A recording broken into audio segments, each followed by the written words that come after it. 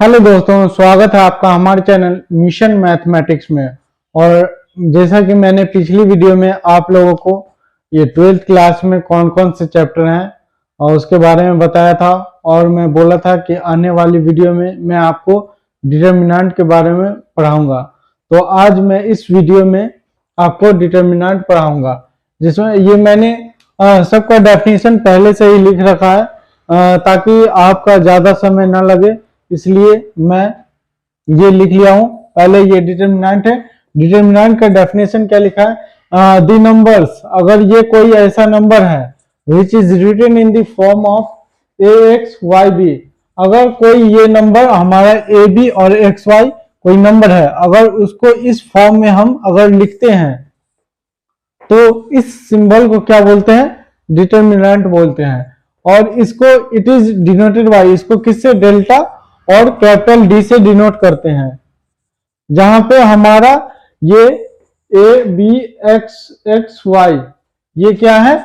Are the element of determinant, ये element of determinant है। अब रो का डेफिनेशन देख लेते हैं। The horizontal lines are known as row. Horizontal, जो भी हॉरिजॉन्टल लाइन है जो पृथ्वी मतलब अर्थ के पैरेलल जो भी है उसको हम लोग हॉरिजॉन्टल बोलते हैं, हॉरिजॉन्टल लाइन। और जो भी हॉरिजॉन्टल लाइन है उसको हम लोग रो बोलेंगे।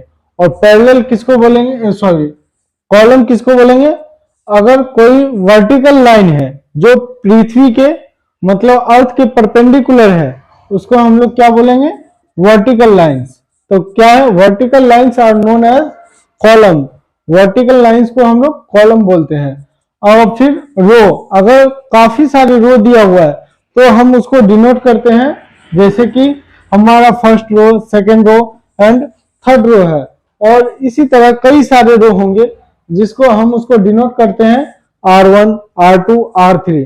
अगर ये हमारा रो 1 है तो रो 1 को हम लोग R1 से डिनोट करेंगे। रो 2 है तो रो 2 को R2 से डिनोट करेंगे। एंड रो 3 है तो रो 3 को R3 से डिनोट करेंगे। उसी तरह हमारे पास कई सारे कॉलम होंगे, कॉलम्स कई सारे होंगे। तो सारे कॉलम, अगर फर्स्ट कॉलम है तो उसको हम लोग एक सिंबल दे दिया, डिनोशन लाइन दे दिया, डिनोशन पॉइंट, कि ये अगर हमारा कोई फर्स्ट कॉलम है तो उसको हम लोग C1 से डिनोट करेंगे। सेकेंड कॉलम है तो C2 से डिनोट करेंगे। एंड थर्ड कॉलम है तो C3 से डिनोट करेंगे। अब ये यहाँ पे मैंने ए बी और एक्स वाई इसको इस तरीके से अरेंज किया, तो ये हमारा क्या है? ये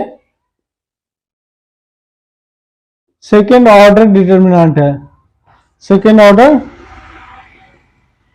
डिटर्मिनेंट, तो ये हमारा सेकेंड ऑर्डर डिटर्मिनेंट है। तो इस वाले लाइन को हम लोग बोलेंगे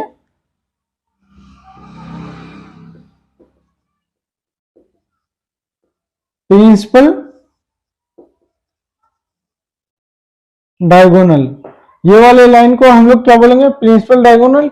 इसी को हम लोग मीन डायगोनल भी बोलते हैं।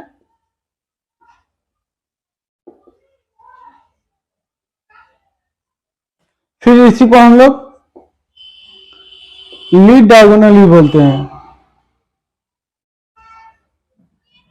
और फिर ये वाले को हम लोग सेकेंडरी डायगोनल बोलते हैं।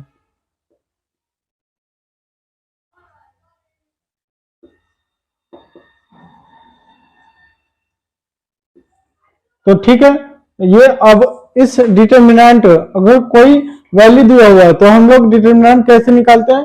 Product of the element of principal diagonal minus product of the element of secondary diagonal.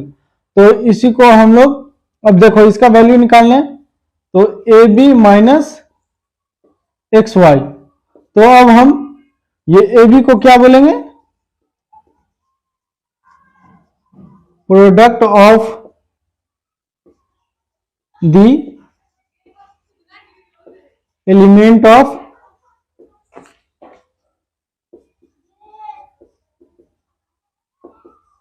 Principal diagonal minus, अब ये एक्स वाई को क्या बोलेंगे? Product of the element of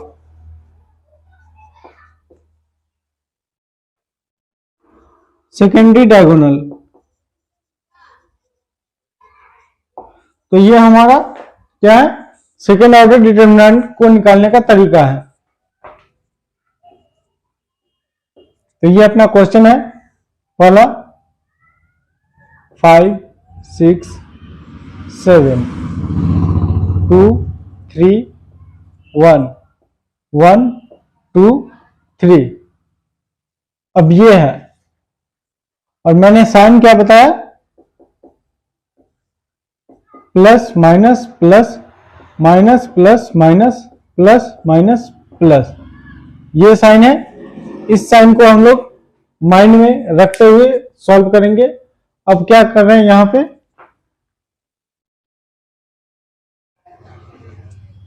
expanding along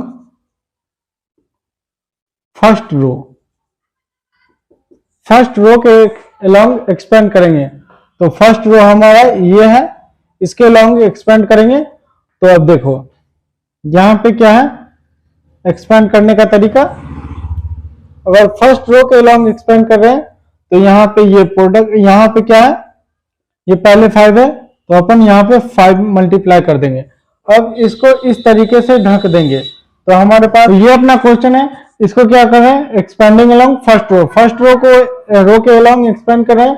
तो जो भी अपना ये थर्ड ऑर्डर का डिटरमिनेंट है उसको अपन सेकेंड ऑर्डर के डिटरमिनेंट में कन्वर्ट करेंगे। तो ये सेकेंड ऑर्डर के डिटरमिनेंट में कन्वर्ट करने के लिए ये अपने ये फर्स्ट रो के अलोंग एक्सपेंड कर रहे हैं। तो ये फर्स्ट एलिमेंट का लिख रहा है, तो मतलब फर्स्ट रो, फर्स्ट कॉलम और फर्स्ट रो के एलिमेंट को ढक देंगे। तो ये अपने पास 3 2 1 3 3 2 1 1 3 आया।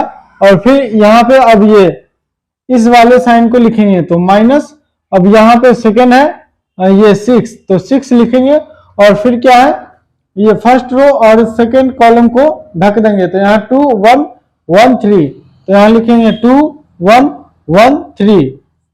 और फिर ये इस वाले साइन को लिखेंगे प्लस, और फिर ये इस एलिमेंट को लिखेंगे 7, और फिर ये 7 के सामने वाले कॉलम को ढक देंगे। तो अपने पास 2 1 3 2, तो यहाँ पे 2 1 3 2 ये आ गया। अब इसकी वैल्यू कैलकुलेट करते हैं। तो ये 5 इंटू, अब क्या बोला था कि ये product of the element of principal diagonal minus product of the element of ये सेकेंडरी डायगोनल। तो 3 इंटू 3 कितना हो गया 9, माइनस 2 इंटू 1 तो ये 2 हो गया, माइनस 6 इंटू ये 2 इंटू 3 6 माइनस 1 इंटू 1 तो ये 1 हो गया। फिर ये प्लस 7 इंटू 2 इंटू 2 कितना हो गया 4 हो गया, माइनस 1 इंटू 3 तो ये 3 हो गया। तो अब ये 5 इंटू 7 हो गया, माइनस 6 इंटू 5 हो गया, और ये प्लस 7 इंटू कितना 1 हो गया। तो ये अपना आ गया कितना, ये 35 माइनस 30 प्लस 7, तो यहां पे ये आंसर कितना आया, ये 12 आ गया। अब ये क्या है, ये मैंने फर्स्ट रो के अलोंग एक्सपेंड किया। अब क्या है, फर्स्ट कॉलम के अलोंग एक्सपेंड कर रहे हैं।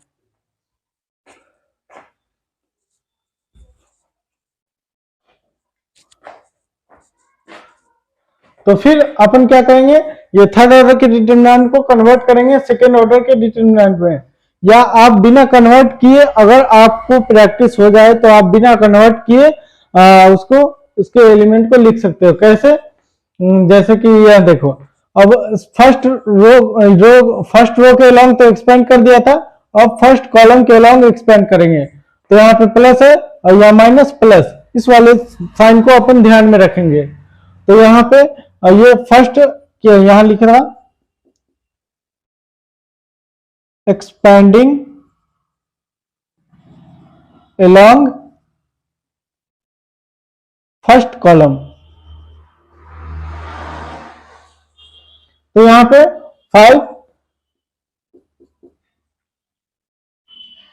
5 इंटू 3 माइनस 2 इंटू 1, तो 3 इंटू 3 कितना हो गया 9 और माइनस 2 इंटू 1, तो ये आ गया अपना 2। तो चलो पहले आपको कन्वर्ट करके बता रहा हूं सेकेंड ऑर्डर के डिटरमिनेंट में। तो यहाँ पे ये 5 का एलिमेंट एज इट इज लिख दिया, फिर ये 3 2 1 3 3 2 1 3, फिर यहाँ माइनस का साइन को ख्याल में रखेंगे और फिर अपना ये एलिमेंट क्या है, यहाँ ये 2 है। अब क्या है कि अब ये फर्स्ट कॉलम और सेकेंड रो को एलिमेंट को ढक देंगे। तो ये जब इसको और इसको ढकेंगे तो अपने पास 6 7 2 3, तो यहाँ 6 7 2 3 ये आ गया। फिर अब क्या है, यहाँ 1 है तो इस वाले साइन को ध्यान में रखेंगे +1, और फिर अब ये फर्स्ट कॉलम और थर्ड रो के एलिमेंट को ढकेंगे तो अपने पास 6 3 7 1 6 3 7 1 ये इतना बचेगा अपने पास। तो अब फिर वही वाले नियम लगा देना। तो यहाँ 5 इंटू 3 कितना हो गया 9 माइनस 2 इंटू 6 इंटू 3, तो ये 18 हो गया, माइनस 2 इंटू 7 कितना हो गया, ये 14 हो गया, +1 6 इंटू 1 कितना हो गया, ये 6 हो गया, माइनस और फिर ये 3 इंटू 7 कितना हो गया 21। तो अब ये 5 इंटू 7 माइनस ये 4 और ये -20 ये -15, तो ये हो गया 35 माइनस 8 माइनस 15, तो ये कितना आ जाएगा, ये आ गया अपना 12, ये आंसर हो गया। तो देखो एक्सपेंडिंग अलोंग फर्स्ट रो करे या एक्सपेंडिंग अलोंग फर्स्ट कॉलम करे, सब में वैल्यू अपना सेम आ जाएगी। तो आज के लिए इस वीडियो में इतना ही। अगर मेरी वीडियो अच्छी लगी हो तो वीडियो को लाइक कर देना और चैनल पे नए हो तो चैनल को जरूर सब्सक्राइब कर देना। आने वाली वीडियो में हम लोग पढ़ेंगे properties of determinant. Thank you.